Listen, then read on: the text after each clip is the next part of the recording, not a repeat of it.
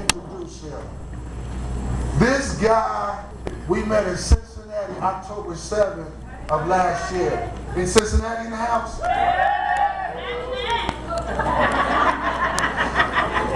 I-74 in the house. So this guy is a funny guy. He lives in Cincinnati, but he's from Detroit. He's from D-Town. He's from Detroit, Michigan. Any Detroit folks in the house? All right, I'm a Flintstone till I die. But he's an awesome man of God. He's following his dreams. I know you're going to enjoy him. His name is Thug. Is true holiness unto God. So don't trip. All right. Church folks be tripping. What a thug and a pastor pretty doing up here. For sure. Hey, but I'm gonna hey, coming to the stage, Thug, true holiness for God. Stand to your feet, and let's give my man a hand.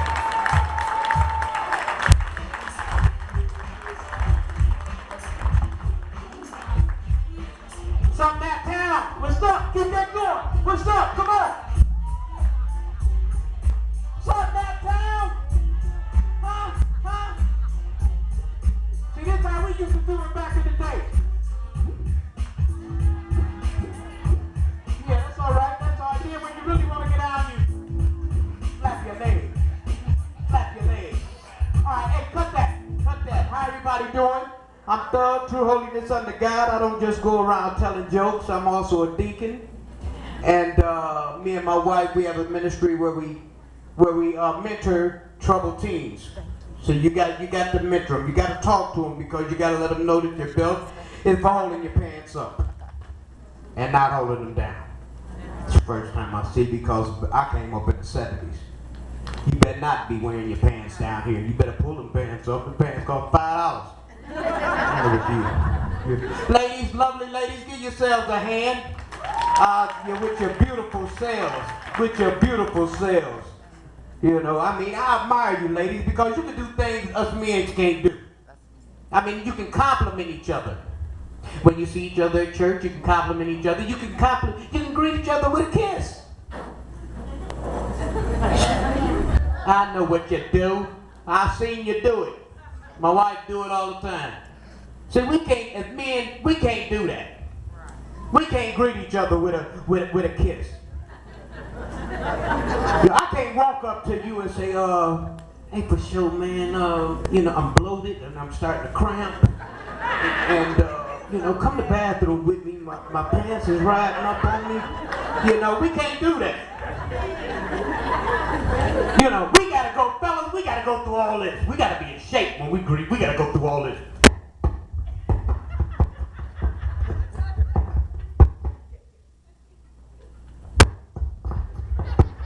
See, that's why we hug when we finish, because we be tired. This is what we got. Got an anniversary coming up next week. It'll be 8 years of marriage. Don't clap, stop, don't clap. Because it wasn't always good.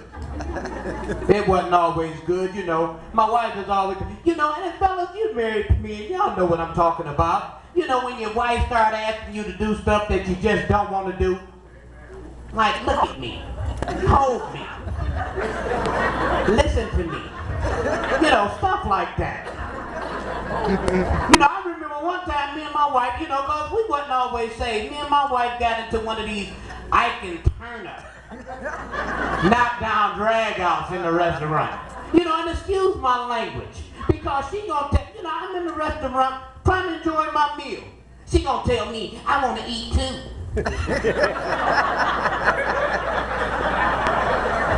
I don't like that. I'm trying to enjoy my meal. Wasn't always saved, praise God. I just, I remember being up in like I say, it wasn't always saved. I remember being in the club. My wife gonna run up to me talking about, this guy over there slapped me. I looked, seen how big he was, I slapped again. Stay over here, quit being fast.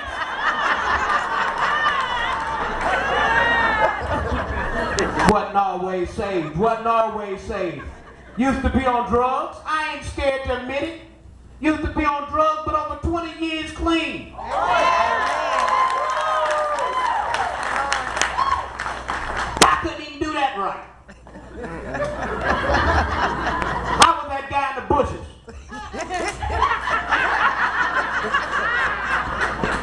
myself, this brother never comes home. Catching my own joint. I'm just telling you how I used to do. Maybe y'all don't do that down here in Naptown. That's just how we grew up. Grew up with roaches. Anybody grew up with roaches? Roaches? Look at some of y'all talking. Put your hand down. I told you we was gonna get rid of that problem. Yeah, I grew up with roaches, and I don't know how it is here in Naptown, but the Detroit roach is rough. The Detroit roach is aggressive. The Detroit roach hunts us. I remember stepping on a roach in the kitchen, seeing the same roach 2 weeks later in the living room with a cast on. Talking about I'm too legit to quit. Dun, dun. I'm just telling you about the Detroit roach. I used to box in Detroit, Michigan at a world famous Crunk Gym with Tommy Hitman Hearns. Yes, I did. I used to box, but I quickly found out that was not the sport for me. Not for the reasons that y'all may think.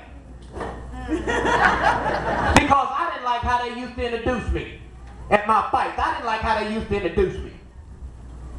In the red corner, staying at a mere 5'4", 160 pounds, crying with a snot bubble in his nose. You know, you gotta be putting my business out there like that. But then they used to introduce my opponent better than they did me. In the blue corner, standing at 3'4", she simply goes by the name of Sarah.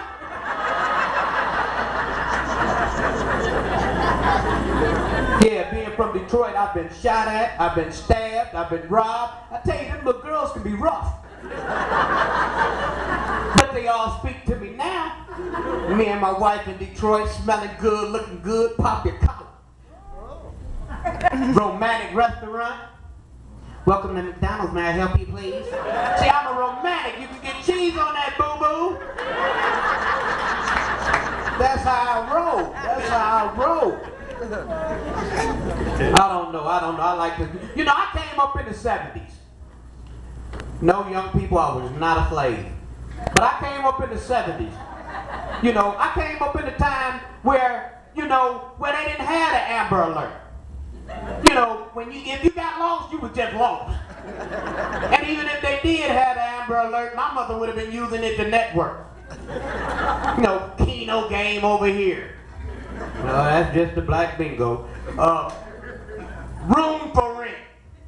You know, I came up in a time where the teachers was not coming on to the students.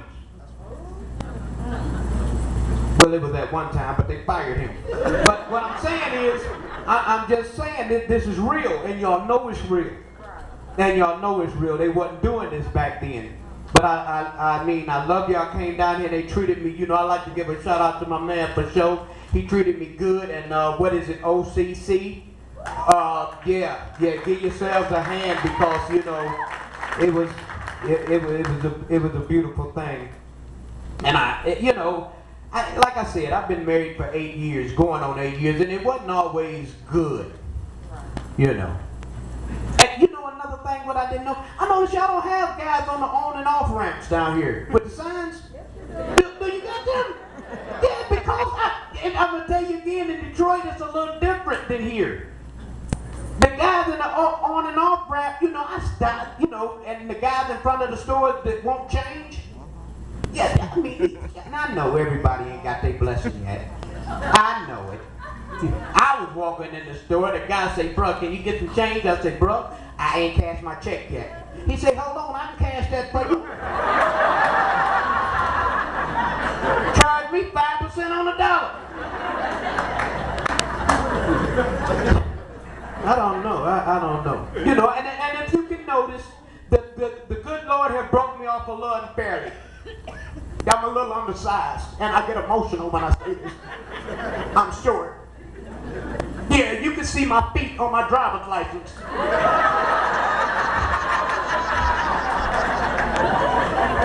I had to ride in the car seat till I was 26 years old. You know, when you're this short, people don't, when you smell smelling good, you got on good cologne. People don't say you smell good. They ask you, can they hang you from their rear view? I'm just telling you, I tell my wife all the time, I say, the way you treat me, somebody gonna take me from you. I seen a lady winking and smiling at me, and I thought, I said, yeah, it's on. She came over, how you doing, little fella? I couldn't finish school because every time I try to go, people pick me up and take me back home. I thought the letters elemental P was one letter for years. Just trying to tell you, see, y'all laughing. My wife tell me that our marriage needs some more spice. She say, talk dirty to me. Right. So, okay, I could do that.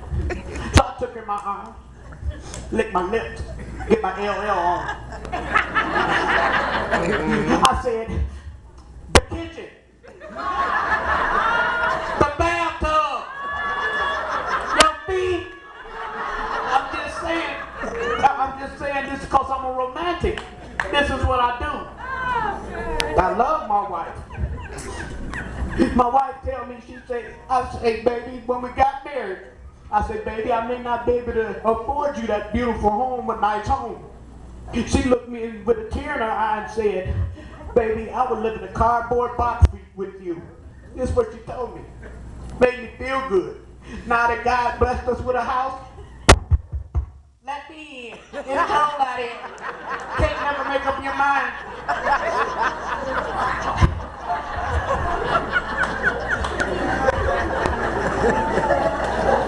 Went to a church in Detroit.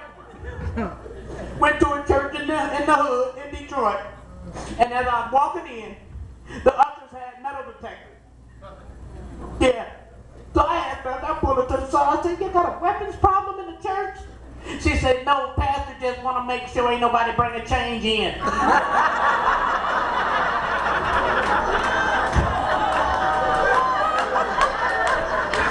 I'm just telling you how I live, how I came up in the hood.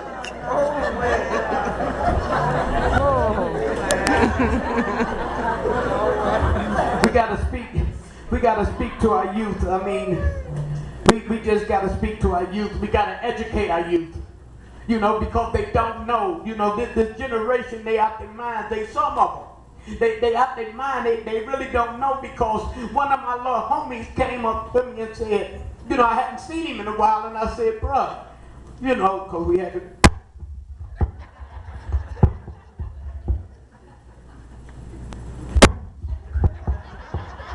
We had to go through that. And I said, you know, not good. I said, where you been? He said, I've been doing the daddy thing. Praise God, spending time with the kids. He said, no, locked up for child support. We got to show these kids. We got to show them. I'm just telling you. We got to educate them. I don't know. I don't know. I feel, I mean, I said I wasn't going to say that joke, but that happened. Young guy going to ask me, did they have Pampers when you was coming up? Kind of made me mad. I'm wearing a pair right now.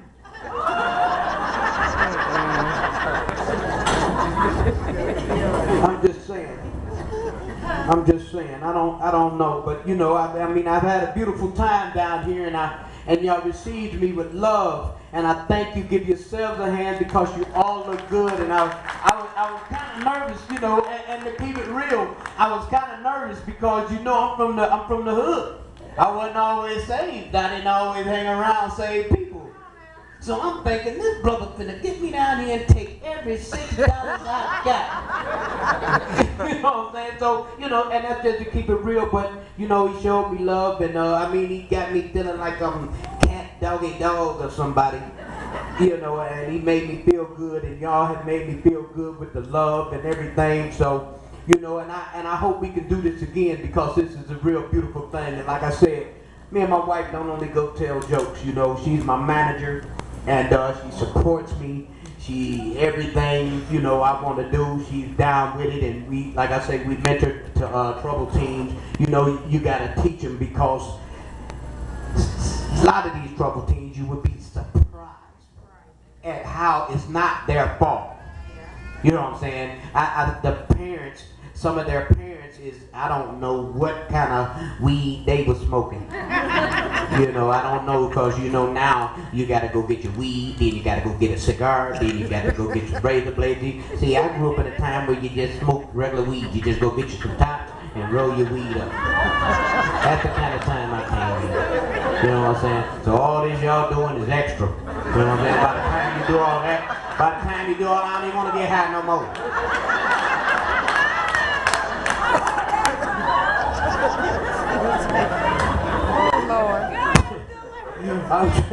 I'm just saying, by the time you go to the store, you done just spent $200, ain't even got high yet. You know, I used to go get my bag, go get me some tops, and there it is, you know. It's back, y'all know what I'm talking about, that's right, you know. Some of y'all got a pack of tops in your purse right now, though. I'm just saying, I mean, it's just, hey, I just keeps it real, you know. That's right. I just keeps it real, you know what I'm saying? And you know, and I look back over my life, and you know it's bad when the devil tell you you need Jesus.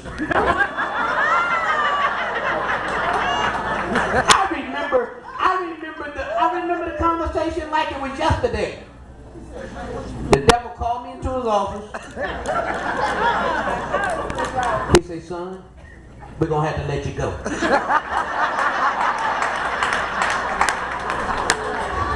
Oh, Lord. Look at it. You caused it too much trouble. You caused it too much mess, and you lied too much. Okay. Son, you need Jesus. I passed me the joint back and get on up out of here. I'm just telling you, that's how bad it was. That's how bad it was. See, and the kids today, they wearing their pants down here. You know what I'm saying? You really want to be gangster? You think that gangster show up to the party naked? Wear your pants down and just show up just naked. Just bust up in there, just naked. That's what I do. That's how gangster I was. I'm just standing in the corner just nutting on them. Jesus. Now, you think you're bad? Pull that one off. See how that worked for you? Oh, And my mom, you know, I remember back in the day, see, you had to get that talk. When my mama took me in the store, she give me that talk. Oh boy, I'm gonna tell you right now, when you get in here, you better not ask nothing, you better not touch nothing, you better not get lost. My mama still don't know where I'm at. I've been lost for 30 years. But see, I'm a grown man now. I'm a grown man. Now when I go to the store, my wife say, when you get in here, you better not answer nothing, and you better not get lost. So now when they ask me, you lost? No, I ain't lost. I know exactly where I'm at. She the one lost. Yeah, I'm just saying, but that's how we roll, you know. My wife tell you know it's bad when you can't threaten your wife with your girlfriend. And the reason I say that, cause I say, I'm gonna get me a girlfriend. She said, I ain't worried about that, she gonna bring you back. You ruin it. You gonna take a gangster and just ruin it. I cry and everything now. I remember I used to run the street, now I cry, do something, I bet you I cry. Love my wife to death, you know, I don't know what I would have did without her. You know, I mean, she really kept me humble and kept me grounded. And like I said, it's been 8 years. And I like to share this before I go. And I get emotional, I'm sorry. excuse me. When I came from Detroit, and I was homeless, and my wife stuck by me, and then my car broke down, And she was right there with me. And I got real bad sick. And my wife sat right there with me. I'm starting to think my wife bad luck.